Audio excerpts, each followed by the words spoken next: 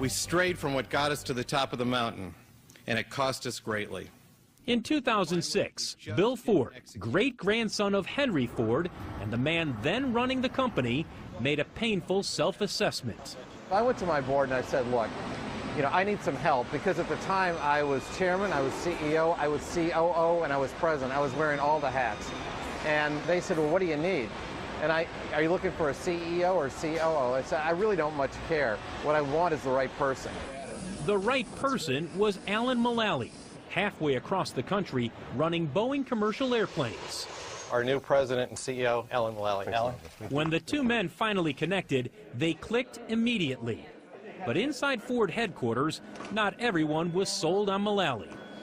Very first meeting, somebody said, well, I understand you've got an interesting background, but this is a very difficult business, and I don't think you realize kind of how complex it is.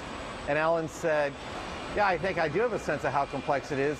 You make a vehicle that has 3,000 moving parts. I make one that has 30,000 moving parts and has to stay in the air. So talk to me about difficulty and complexity. And that kind of shut everybody up. On Profit Consumer Reports, Mulally and his team got a blunt assessment of Ford's quality.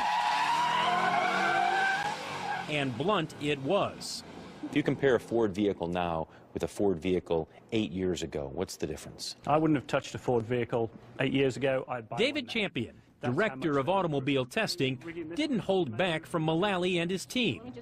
Tell me what you remember from that meeting. Well, we go through all the data and, what we've seen. And boy, do they have the data. And this is their life. They evaluate vehicles, and they were ready to answer my question. And within a couple of questions, the Ford team that I had there kind of interrupted them and started to explain to them why the Ford vehicles were the way they were. And Alan said, no, we're here to listen. We're here to learn. And let's write down everything that everybody says, because we're going to seek to understand before we seek to be understood. It's not something I'd seen before, and it really showed that he was in charge, that we are going to change things at Ford. We are going to do things differently.